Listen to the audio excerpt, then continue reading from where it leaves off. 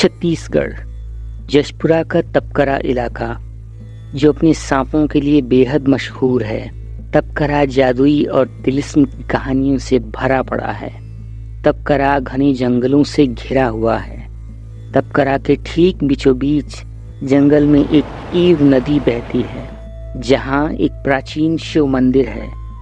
कहते हैं कि इस मंदिर से 400 मीटर की दूरी पर एक गुफा है, जिसे पाताल लोक या नागलोक का द्वार कहा जाता है। यहाँ जाने वाला कोई भी व्यक्ति कभी भी वापस नहीं आता, इसीलिए इस गुफा का द्वार एक बड़ी सी चट्टान के द्वारा बंद किया हुआ है।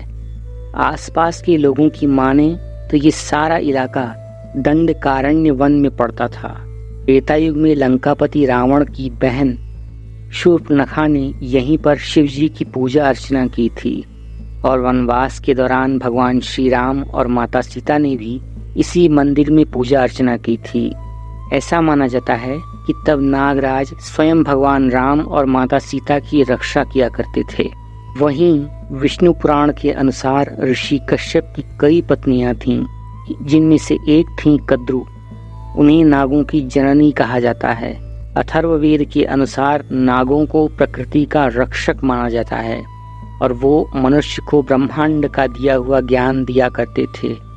वो धन संपन्न होते थे, और इस प्रकार से वो मनुष्य के साथ रहकर उन्हें जीवन का ज्ञान दिया करते थे। मनुष्य की योनि में कुंडलिनी शक्ति भी एक सर्प की आकार में गुदाद्वार के पास कुंडली मारकर बैठी रहती है। तो इस प्रकार से मनुष्य और सर्पों का बहुत गहरा नाता है। शेषनाग ऋषि कश्यप और कद्रु के बड़े पुत्र थे, और उन्हें उनकी अपनी माता और उनके भाइयों के बीच होते कलह और द्वेष के कारण शेषनाग गंधमादन पर्वत पर तपस्या करने के लिए चले गए, जिससे प्रसन्न होकर ब्रह्मा जी ने उन्हें पाताल लोक का राजा बना दिया।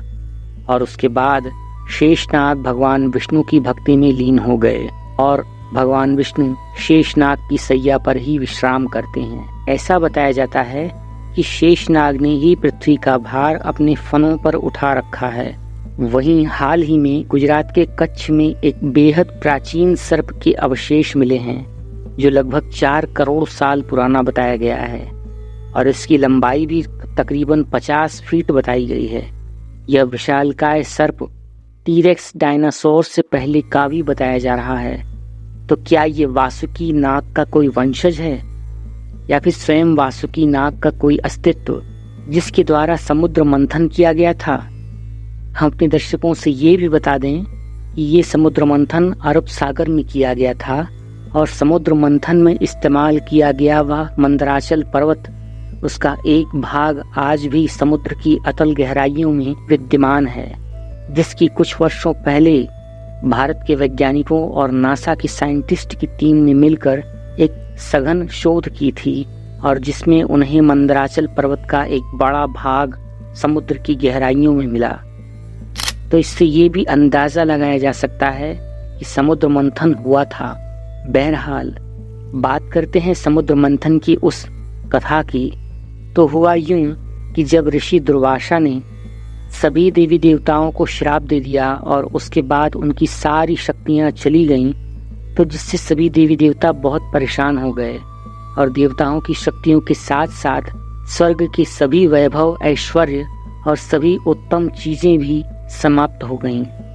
इसके बाद सभी देवी देवता परेशान होकर भगवान विष्णु के पास गए, और तब भगवान विष्णु के कहने पर देवताओं और राक्षसों के बीच क्षीर सागर में समुद्र मंथन हुआ, जिसमें वासुकी नाग को मंदराचल पर्वत पर रस्सी की तरह बांधकर समुद्र मंथन किया गया, और इस मंथन से 14 प्रकार के अनमोल रत्न निकले, जिनमें से एक था अमृत, जिसे पाने के बाद देवताओं की सारी शक्तियां वापस आ गईं, और जो विष निकला उसे भगवान शिव ने अपने कंठ में धारण कर लिया, और उसके बाद वासुकी भगवान शिव के पास उनके सेवक बनकर उनकी सेवा करने लगे। वहीं पुरानी कथाओं के अनुसार नागवंश ने इंद्रप्रस्थ पर अपना कब्जा जमा लिया था, और उसे छुड़ाने के लिए अर्जुन ने बड़ी संख्या में नागों को मार गिराया। जिससे सभी नागवंशी अर्जुन के कट्टर शत्रु बन गए और वो सभी अर्जुन से बदला लेना चाहते थे। और इसके लिए उन्हें एक मौका मिल भी गया। वनवास के दौरान एक बार जब अर्जुन गंगा के तट पर अकेले गए, तब ये खबर नागराज तक पहुंच गई और ऐसा मौका पाकर नागराज ने अपनी कन्या उलूपी को अर्जुन का वध करने के लिए भेजा। पर उलूपी अर्जुन को देखकर उस पर मोहित हो गई, जिससे उसके मन में अर्जुन और नागराज के बीच सुलह कराने का विचार आया और वो अर्जुन को लेकर अपने पिता नागराज के सामने गई और वहां उनके बीच सुलह कराई कि एक गलत फहमी के कारण अर्जुन और नागराज के बीच में द्वेष है। अर्जुन नागों के शत्रु नहीं हैं। इस प्रकार से उलूपी ने अर्जुन की नागराज से मित्रता करवाई और तभी उलूपी ने अपने पिता के समक्ष अर्जुन से विवाह का प्रस्ताव भी रखा, जिसे अर्जुन ने स्वीकार कर लिया। और इसके बाद उन दोनों का एक पुत्र भी हुआ, जिसका नाम ऐरावन रखा गया था। पांडवों से अपनी नफरत के कारण दुर्योधन ने गंगा नदी के तट पर प्रमाण कोटि नामक एक स्थान पर मंडप बनवाया, जहां पर सारे भाई समय बिताने के लिए चले गए। लेकिन दुर्योधन भीम से बहुत ही नफरत करता था।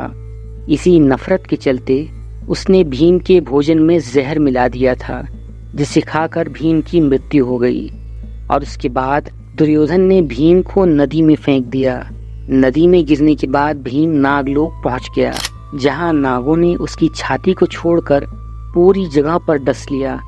इस कारण भीम को होश आ गया और भीम का सारा जहर नागों की विष से उतर गया। और उसके बाद नाग दरबारी भीम को लेकर नागराज के पास गए, जहां उनकी मुलाकात आरेका नाम की एक नाग से हुई, जो कुंती के परदादा थे। इसके बाद भीम को 60,000 हाथियों के बल का वरदान प्राप्त हुआ और वो महाबलशाली बन गया। वहीं पौराणिक मान्यताओं के अनुसार एक बार एक राक्षस हयग्रीव ने चारों वेदों को ब्रह्मा जी से चुरा लिया और जिसके कारण चारों ओर अज्ञानता का अंधकार फैल गया और पाप और अधर्म का बोलबाला हो गया। तब इसके बाद भगवान विष्णु ने हयग्रीव का वध कर दिया और एक नए युग का निर्माण करने के लिए उन्होंने मनु को चुना।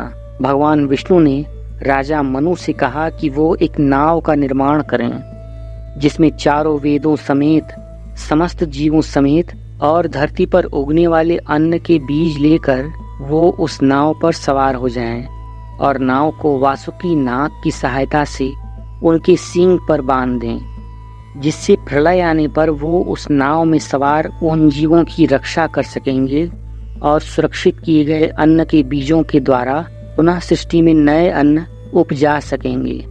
तो ये थी नागों और नागलोक के रहस्य के संबंध में एक छोटी सी प्रस्तुति। मेरी आशा है कि आप सभी को आज की हमारी यह वीडियो अच्छी लगी होगी। अगर हाँ, तो इस वीडियो को अभी लाइक करें और अगर आप चैनल पर नए हैं तो इसे अभी सब्सक्राइब कर लें और इस वीडियो को शेयर करना बिल्कुल भी ना भूलें। इसके साथ ही साथ आप बेल आइकन दबाकर हमारे लेटेस्ट वीडियो के अपडेट्स प्राप्त कर सकते हैं। एक नई वीडियो लेकर हम शीघ्र मिलते हैं। तब तक के लिए सनातनी ज्योतिष को आज्ञा दीजिए। हर हर महादेव।